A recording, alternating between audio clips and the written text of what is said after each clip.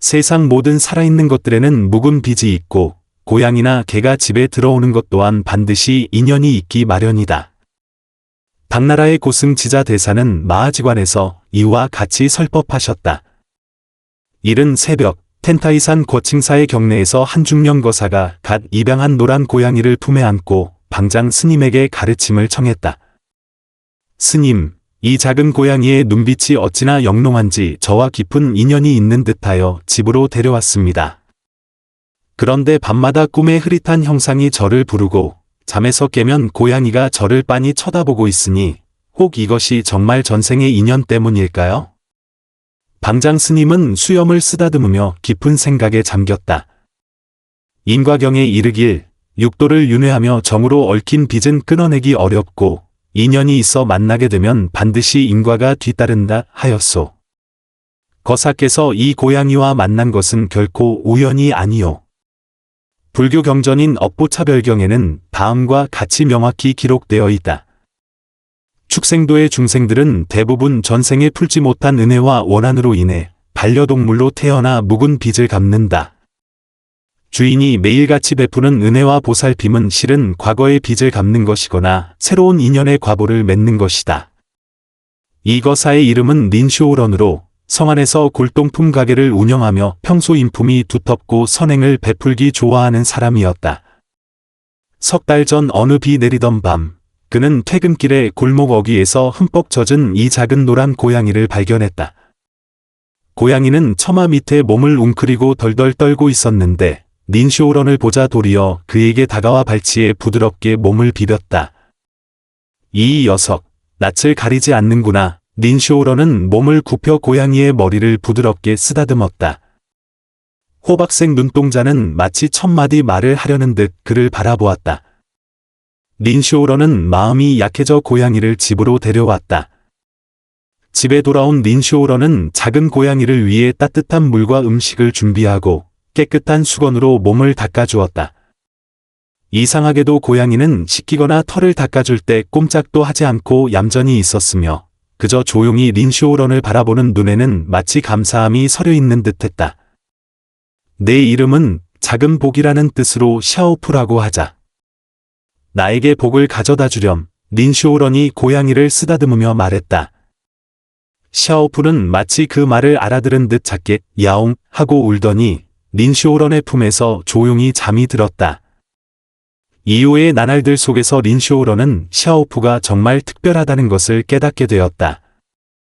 그가 외출을 준비할 때면 샤오푸는 늘 그의 열쇠를 물고 문 앞에서 기다렸고 한 번도 잃어버린 적이 없었다.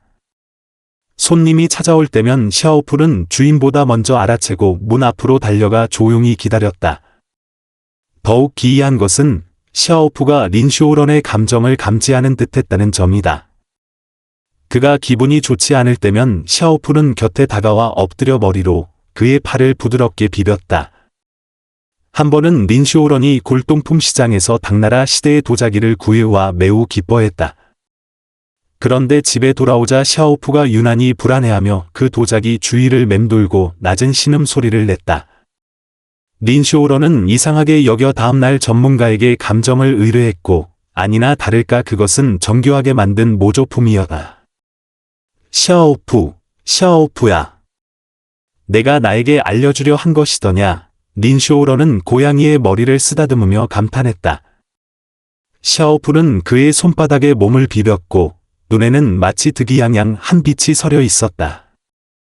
비슷한 일이 여러 번 일어나자 린쇼우런은 이 고양이가 정말 평범하지 않다는 것을 점차 믿게 되었다. 하지만 린쇼우런을 정말로 혼란스럽게 한 것은 밤마다 꾸는 꿈이었다. 거의 매일 밤, 그는 꿈에서 흐릿한 형상을 보았다.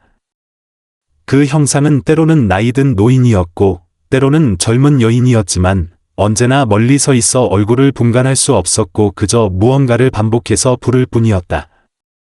린쇼우런이 가까이 다가가려 할 때마다 그는 잠에서 깨어났고 깨어날 때면 언제나 샤오푸가 베갯머리에 엎드려 그 호박색 눈으로 조용히 자신을 응시하고 있었다. 샤오푸, 꿈속에서 나를 부르는 게 너니? 린쇼우런이 고양이를 쓰다듬으며 물었다. 샤오푸는 그저 야옹 하고 울고는 다시 엎드릴 뿐이었다. 그런 날들이 2달 넘게 이어지자 린쇼런의 마음속 의문은 점점 커져만 갔다. 그는 해답을 찾기 위해 여러 경전을 찾아보기 시작했다. 태상가문편에는 이런 구절이 있었다. 모든 중생에게는 다 불성이 있다. 사람과 축생은 본래 구별이 없다. 금생의 축생으로 태어났으나 전생의 사람이었던 자가 있고 금생의 사람으로 태어났으나 전생의 축생이었던 자도 있다. 지장보살본엄경에도 이르길 만약 어떤 남자나 여인이 불법 가운데 작은 성근을 심어 털끝만 한 선행이라도 모두 이루었다면 혹 꿈속에서 여러 귀신이나 갖가지 형상을 보게 되리라. 혹은 슬퍼하고 혹은 울고 혹은 근심하고 혹은 탄식하며 혹은 두려워하고 혹은 무서워하는 모습을 보게 될 것이니 이는 모두 일생, 십생, 백생, 천생의 과거 부모, 남녀 형제, 부부, 권속들이 악한 세상에 떨어져 벗어나지 못하고 복력으로 구원받을 희망이 없는 까닭에 전생의 혈육에게 알려 방편을 쓰게 하여 악한 길에서 벗어나기를 바라는 것이다. 이 경문들을 본 린쇼런의 마음은 더욱 불안해졌다. 설마 샤오푸가 정말로 자신의 전생과 관련된 누군가란 말인가? 그날은 마침 추석이었고 린쇼런은 샤오푸를 데리고 텐타이산 거칭사를 찾아 방장 스님에게 가르침을 구하고자 했다. 절의 저녁 예불이 막 끝났을 때 방장 해공선사는 선당 안에서 조용히 좌선하고 있었다. 린쇼런이 고양이를 안고 오는 것을 보고 자리에서 일어나 맞이했다. 아미타불. 거사께서 이 깊은 밤에 찾아오신 걸 보니 필시 구할 것이 있으신 게지요. 린쇼런은 합장하고 절하며 자신의 혼란스러운 마음을 하나하나 털어놓았다. 해공선사는 이야기를 다 듣고 나서 품에 안긴 샤오푸를 찬찬히 뜯어보더니 한참 후에야 입을 열었다. 화엄경에 이르길 만약 어떤 이가 3세의 모든 부처를 알고자 한다면 마땅히 법계의 성품을 관찰해야 하니 모든 것은 오직 마음이 지어낸 것임을 알아야 한다 하였소. 거사께서 이 고양이와 맺은 인연이 실로 얕지 않구려. 스님, 그 말씀은?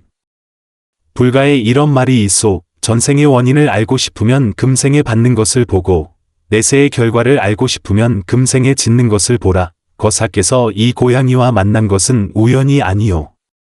고양이가 거사를 택했고 거사께서 고양이를 거두었으니 이 자체가 바로 인과의 드러남인 것이요. 해공선사는 자리에서 일어나 창가로 향했다. 그곳 처마 밑에는 하얀 고양이 한 마리가 조용히 누워 있었다. 거사께서는 축생도의 중생이 반려동물로 태어나는 것에 깊은 뜻이 있음을 아시오? 어떤 이는 빚을 갚으러 오고 어떤 이는 은혜를 갚으러 오며 어떤 이는 전생에 끊지 못한 인연을 마무리하러 오는 것이오. 린쇼런은 가슴이 철렁했다. 그렇다면 제 샤오푸는 어떤 경우입니까?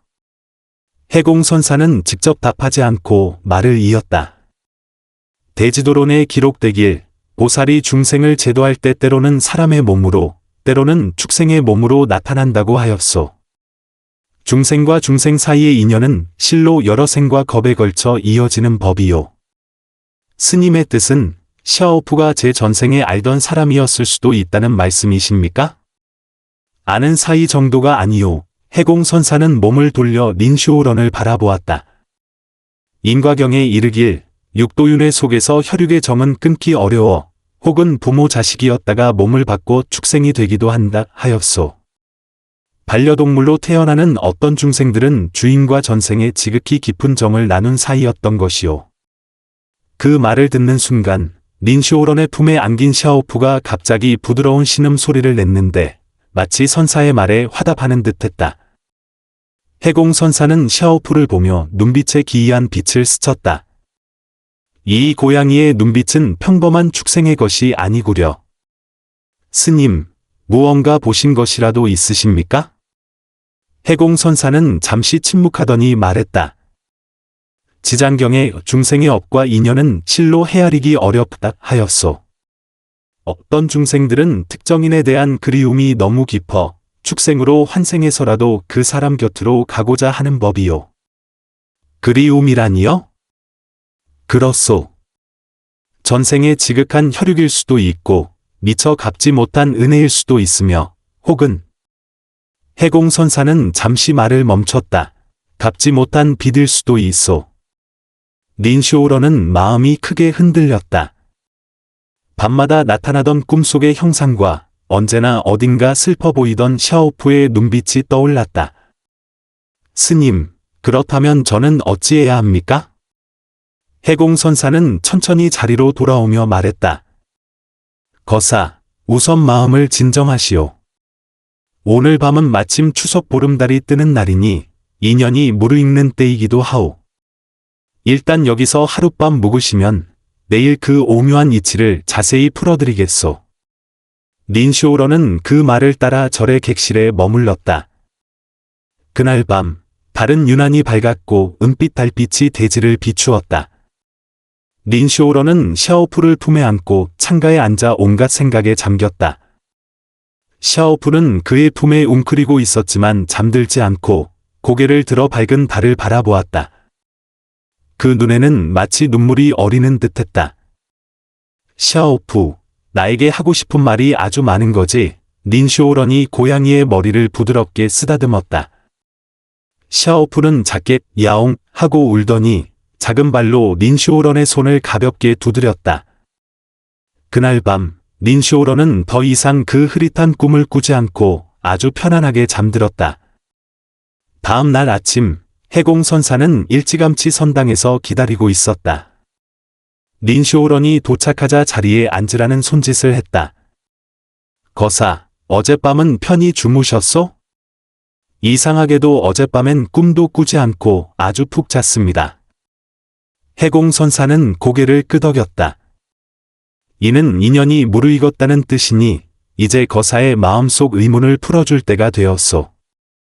해공선사는 말을 마치고 늘 처마 밑에 조용히 누워있던 하얀 고양이에게로 다가갔다. 선사는 마른 손가락을 천천히 들어 그 하얀 고양이를 가리켰다. 거사께서는 이 세상의 고양이를 기르는 자들이 모두 풀지 못한 숙세의 인연이 하나씩 있다는 것을 아시오. 말이 채 끝나기도 전에 그 하얀 고양이가 마치 무언가 느낀 듯 일어나 선사에게 다가가 그의 승복 자락을 세 바퀴 돌더니 이내 드러누워 네 발을 하늘로 향했다. 그 모습을 본 사람들은 모두 놀라움을 금치 못했다. 그 행동은 분명 주인을 위해 무언가를 대신 짊어지려는 모습이었기 때문이다. 선사는 고양이를 응시하며 엄숙한 표정으로 말했다. 고양이를 기르는 자들은 모르지만 매일같이 베푸는 은혜와 보살핌은 실은 숙세의 빚을 갚는 것이요. 그리고 고양이의 모든 부름과 모든 애정 표현은 주인의 내세를 위해 인과의 씨앗을 심는 것이기도 하오. 선사는 잠시 말을 멈추고 자리에 있는 사람들을 둘러보았다. 이 인과의 얽힘은 그대들의 상상을 초월할 만큼 깊소. 오늘 이 이치를 밝히지 않으면 아마도 해공선사는 눈앞의 하얀 고양이와 린쇼우런 품의 샤오푸를 번갈아 보며 깊은 한숨을 내쉬었다. 거사, 이 세상에 왜 그리도 많은 사람이 고양이를 기르는지, 왜 고양이가 태어날 때부터 사람의 마음을 끄는 기질을 가졌는지 아시오? 린쇼우런은 고개를 저었다. 부디 가르침을 내려주십시오. 대장경화 업보차별경에 명확히 기록되어 있소. 고양이의 몸으로 태어난 자는 전생에 사람의 몸이었을 때 정에 얽힌 빚, 은혜의 빚, 혹은 양육의 빚을 진 경우가 많다.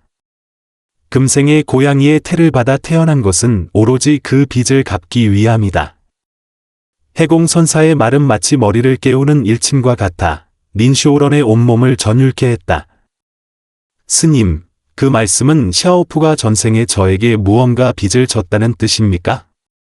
아니요, 해공선사는 고개를 저었다. 정반대요. 전생의 거사께서 그에게 빚을 졌소. 그 말에 린쇼우런은 벼락을 맞은 듯했고 품에 안긴 샤오푸도 부드러운 신음소리를 냈다. 해공선사는 말을 이었다. 지장보 살보 넘경에 이르길 남연부재의 중생은 마음을 일으키고 생각을 움직이는 것마다 업이 아님이 없고 죄가 아님이 없다 하였소. 사람과 사람 사이의 인과는 거사께서 생각하는 것보다 훨씬 복잡하오. 그렇다면 저는 전생에 샤오푸에게 대체 무슨 빚을 졌습니까?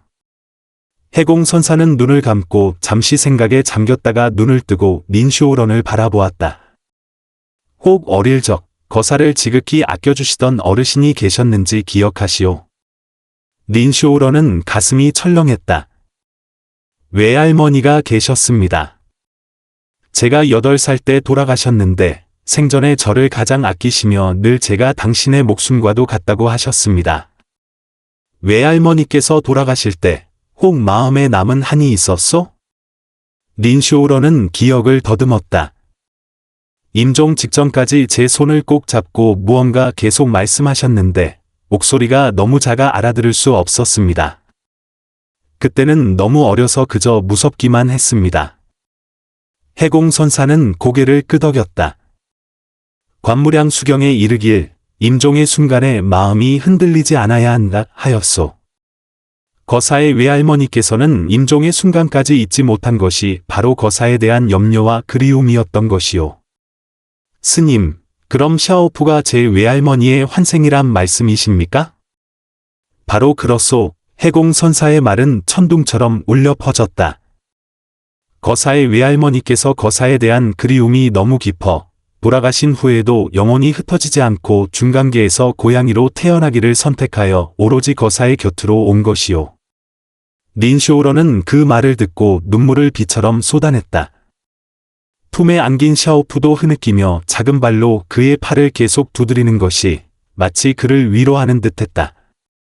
대지도론에 기록되길 자애로운 어머니가 자식을 사랑하기를 제 눈동자를 보호하듯 한다. 설령 자식이 어머니의 마음을 배반하더라도 어머니의 자식 생각은 그치지 않는다 하였소. 거사의 외할머니께서 거사를 향한 사랑이 너무나 깊어 축생으로 환생해서라도 거사를 돌보고자 한 것이오. 그럼 왜 저는 늘 누군가 부르는 꿈을 꾼 것입니까? 해공선사가 설명했다. 그것은 거사의 외할머니 영혼이 거사와 소통하려 했던 것이오. 하지만 지금은 축생의 몸이라 사람의 말로 표현할 수 없으니 꿈속에서나마 원래의 모습으로 나타났던 것이지. 린쇼우런은 그제야 꿈속의 형상이 때로는 늙고 때로는 젊었던 이유를 깨달았다. 그것은 외할머니의 다른 시절 모습이었던 것이다. 스님, 샤오푸가 제 외할머니라면 저는 이제 어떻게 대해야 합니까? 해공선사는 고개를 저었다. 그것이 바로 문제의 핵심이요.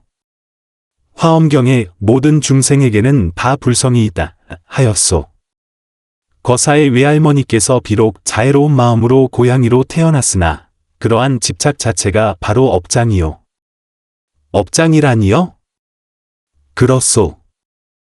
불법에 따르면 죽은 후에는 모든 집착을 내려놓고 업의 힘에 따라 환생해야 하오. 거사의 외할머니께서는 거사에 대한 그리움이 너무 깊어 자연의 법칙을 어겼으니 그 자체가 하나의 집착이며 그녀의 해탈을 가로막는 장애가 되는 것이오. 해공선사의 말은 점점 무거워졌다. 더 중요한 것은 그녀가 고양이로 태어나 거사를 돌보는 것은 자신의 수행 공덕을 써서 전생의 양육의 은혜를 갚는 것과 같소.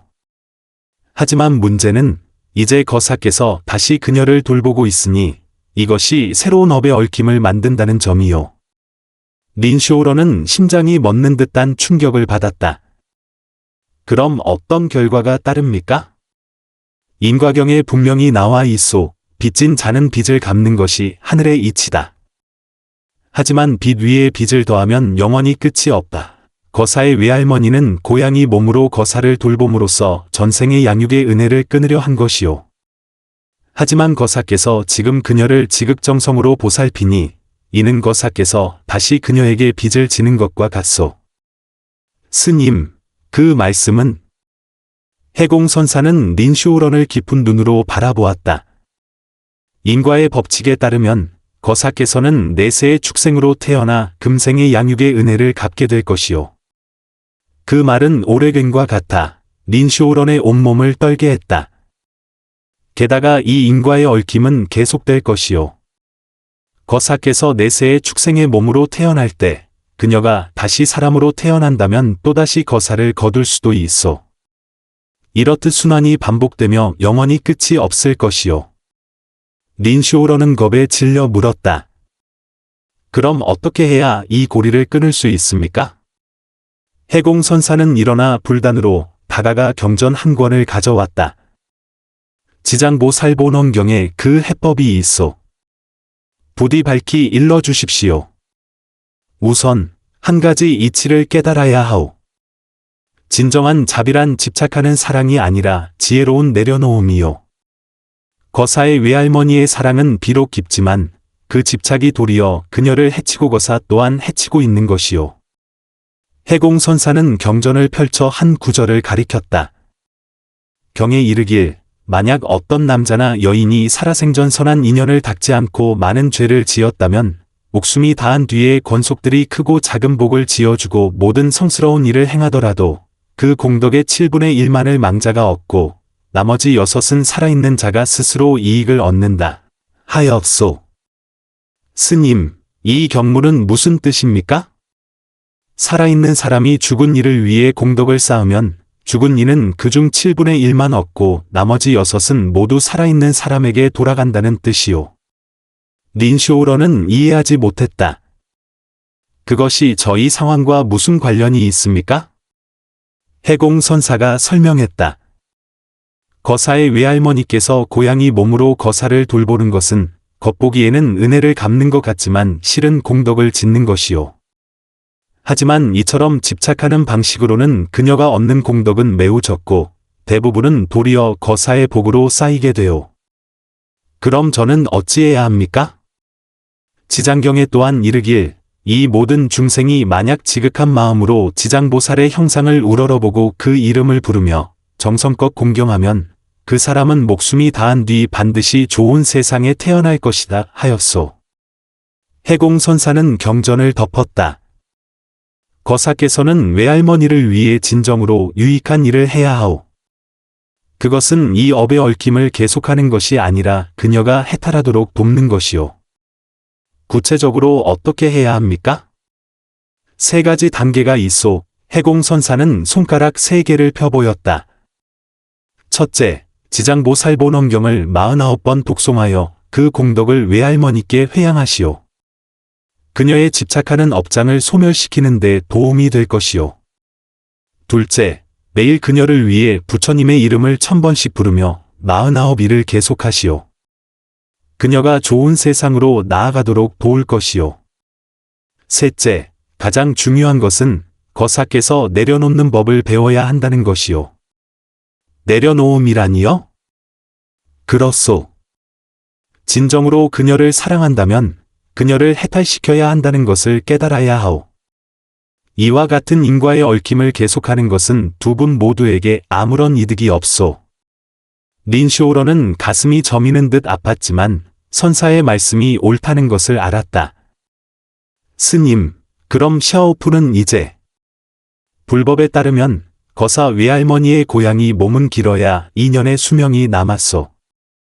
그 2년 동안 그녀의 삶을 보살피는 동시에 그녀를 위해 공덕을 닦아 해탈을 도와야 하오. 해공선사는 품에 안긴 샤오푸를 보며 탄식했다. 그녀가 고양이의 몸을 떠난 후 공덕이 원만하면 좋은 세상에 태어나거나 극락왕생할 수 있겠지만 만약 집착이 남는다면 또다시 윤회를 거듭해야 할지도 모르오. 그리고 거사께서는 선사는 린쇼우런을 향해 돌아섰다. 만약 집착을 내려놓지 못한다면 내세의 축생도의 과보를 피하기 어려울 것이요. 린쇼우런은 품 안의 샤오푸를 힘껏 껴안으며 눈물을 쏟았다. 외할머니, 이제 알았어요. 제가 꼭 해탈하시도록 도울게요. 샤오푸는 마치 알아들은 듯 작은 발로 그의 뺨을 가볍게 두드렸다. 눈에는 아쉬움이 가득했지만 한편으로는 해방된 듯한 표정이 비쳤다. 해공선사는 마지막으로 말했다. 화엄경에 이르길 만약 어떤 이가 3세의 모든 부처를 알고자 한다면 마땅히 법계의 성품을 관찰해야 하니 모든 것은 오직 마음이 지어낸 것이다. 이 세상의 인과는 모두 마음의 생각에서 비롯되는 것이요. 진정한 자비란 집착하는 사랑이 아니라 영원한 얽힘에서 벗어나도록 돕는 지혜로운 내려놓음이요. 그날 이후 린쇼우러는 매일 경전을 읽고 염불하며 샤오푸를 위해 공덕을 회양했다. 샤오푸도 무언가 깨달은 듯 여전히 린쇼우런을 따랐지만 눈 속의 집착은 점차 사라지고 그 자리에 평온과 해탈의 빛이 깃들었다. 2년 후 어느 봄밤, 샤오푸는 린쇼우런의 품에서 평온하게 세상을 떠났다. 임종 직전, 샤오푸는 린쇼우런을 바라보았다. 그 눈에는 감사함과 아쉬움이 가득했지만 그보다 더 큰 것은 해탈의 기쁨이었다. 린쇼우런은 샤오푸를 위해 마지막으로 지장경을 독송하며 마음속으로 빌었다. 외할머니, 부디 좋은 세상으로 가셔서 더는 저 때문에 마음 쓰지 마세요. 그날 밤, 린쇼우런은 외할머니의 젊은 시절 모습을 꿈에서 보았다.